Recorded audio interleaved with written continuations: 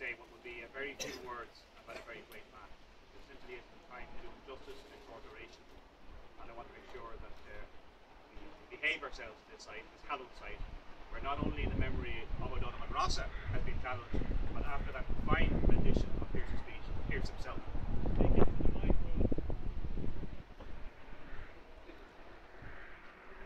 When Rossa died in Staten Island, New York, the death notice as such was really a news piece in the Times of London. And we did note that he died in obscurity, had been unimportant and all but forgotten. The thing about it is, that was completely and utterly untrue.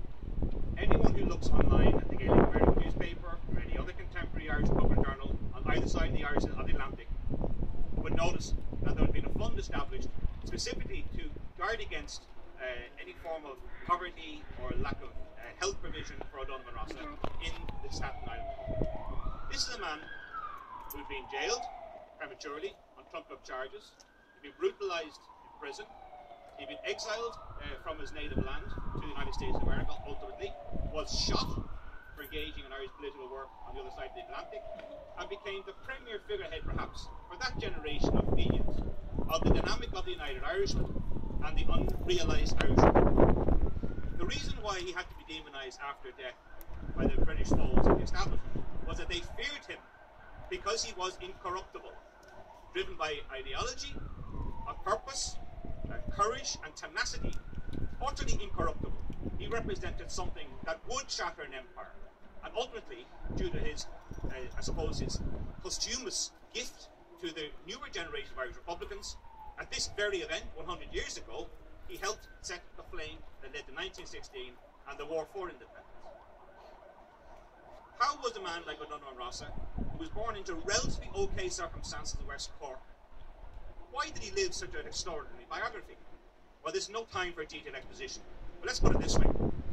His family at the time of his birth could not vote by virtue of the fact that they were deemed second-class subjects in their own country, a country with no national government since 1801, and a country that had been chronically mismanaged by the Imperial Parliament in Westminster.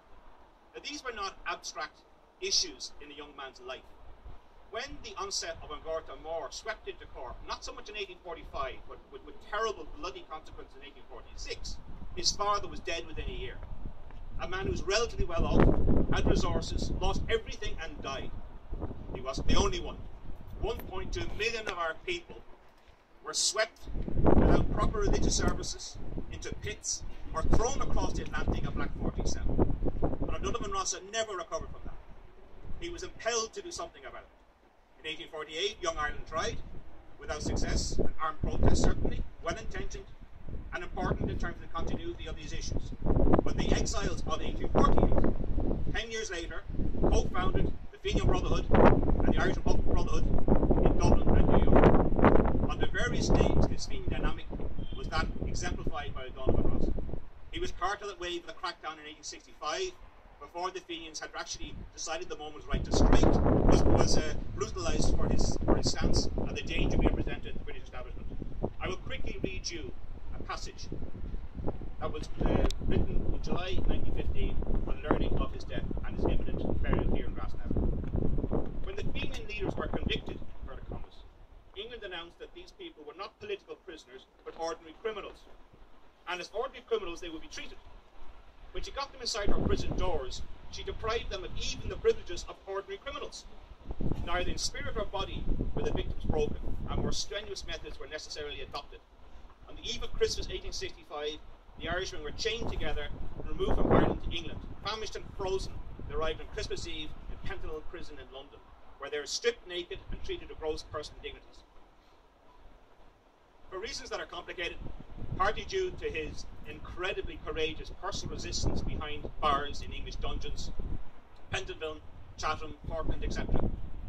The accounts spoke of the great risk by O'Donovan Rossa to the Irish press, and carried by them in fairness, made him the single most potent image of the persecuted political. And bearing in mind that there was an enormous sympathy for what he was trying to achieve, and enormous indignity at the manner in which he was being treated shockingly, he became a very significant figure. He became, if you like, the poster boy of the Amnesty organisation, which of course inspired later on Amnesty International. Now, it's famous that societies are judged by the way in which they treat their prisoners. One could add that no prisoners anywhere should be badly treated. Prisoners of conscience, prisoners acting for selfless political commitment, of course, represent a special tier in that facility and are specially treated in special prisons under special legislation around the world. If they are fighting, as they were in Ireland, for the common good, to achieve a non-sectarian democratic republic, to break the connection with England, which was forcing us into a medieval-style situation of master and slave, if they are fighting for the common decency and the future of their people, those who are informed of their plight will be sympathetic. And it is never acceptable in any society to turn our back on people who have fought for their country on the basis of ideology for the common good of the nation. Amongst the things that happened to Donald Rossa was he refused to salute the governor when he was down in a punishment cell. But he did then salute him by throwing the contents of his chamber pot over. That's the salute. Now, these things are difficult to relate, and there are young ears here.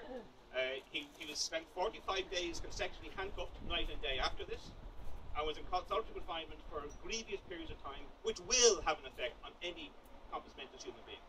If you go in 100%, you're going to be a different person after that gross abuse. Eventually he was amnestied, exiled, and he became the figurehead again of the next generation of revivalists. In the 1880s, of course, there was the famous dynamiting campaign where the war was taken to England from both sides of the Atlantic by Irish Americans and indeed from people based in this country. That involved men like Tom Clark, tangentially but they are centrally John Devoy, who actually opposed certain tactics utilised at that particular phase, and brought together the next generation, many of whom Patrick Pearse personally met when he went to America in the spring of 1914 as director of organisation of Ulm na HÉireann, the Irish Volunteers.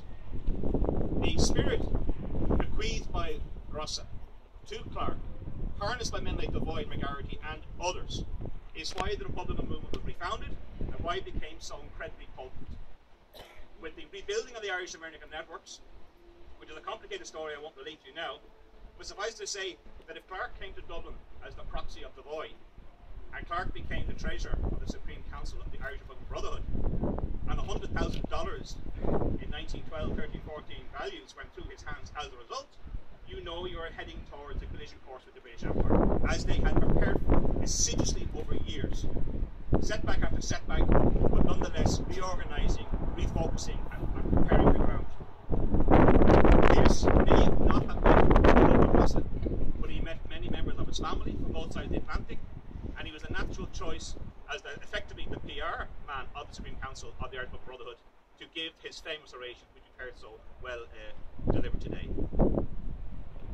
His death, of course, after years of decline, had been predicted as early as 1900, by the way, when he nearly died then as well, but he clung to life.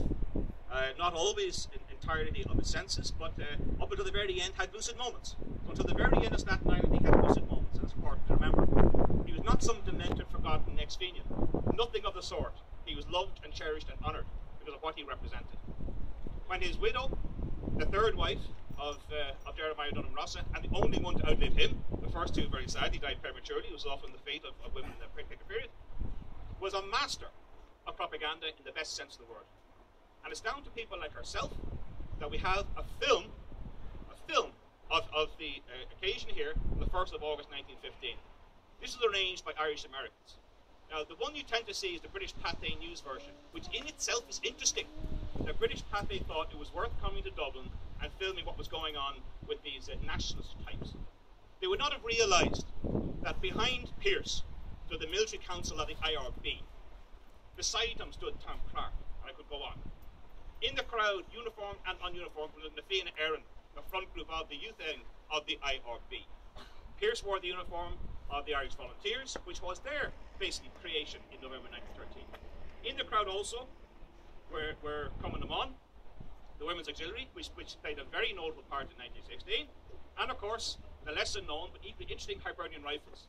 And those Hibernian Rifles represented an Irish-American Republican dynamic, and were not to be confused with AOH or Joe Devlin, which were basically the funding group of the Irish Parliamentary Party. We'll say no more about Joe Devlin today. We'll leave him for next year. Suffice it to say that the event was a triumph. It recalled the return return of D'Arcy McGee's remains. It recalled the great occasions when the Fenians, under various front group guises, had organised immense feats in this country. One that was very important in 1903 was the celebration of the commitment and the execution, the commemoration of the execution of Robert Emmet in September down in Catherine Street, outside the Chapel Church on Thomas Street, when John O'Leary gave the shortest oration known to man, basically, depending on the verses to read, between 1 and 3 sentences. There's basically no time for talking. Emmet would want his epitaph to be written, and the epitaph is the Irish Republic.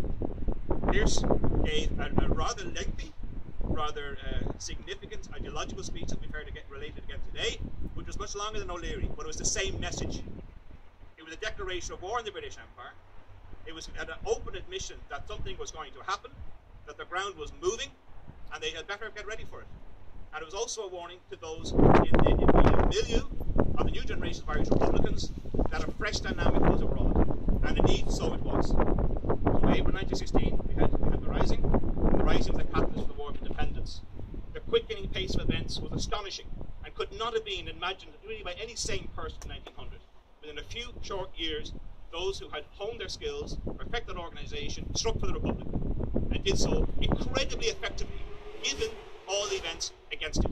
Make no mistake, holding Dublin City, the deposed capital, the second city of the Empire, for 6 days under machine gun shelling, under machine gun fire, under gunboats, under batteries in Trinity College Dublin, under snipers from the roof of the Rotunda Hospital, mind you, on the Tara Street Tower, was an incredible military feat, and certainly sent a shockwave across the world, which was heard in Washington DC, and was certainly heard in London. So I'll finish now by simply saying it's a great honour to come here today and have a few short words with you. This man may have been a militant.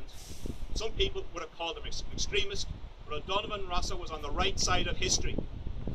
He was a great Irishman, and without him, the extent to which the Republican cause had been advanced, it's difficult to say it would have happened.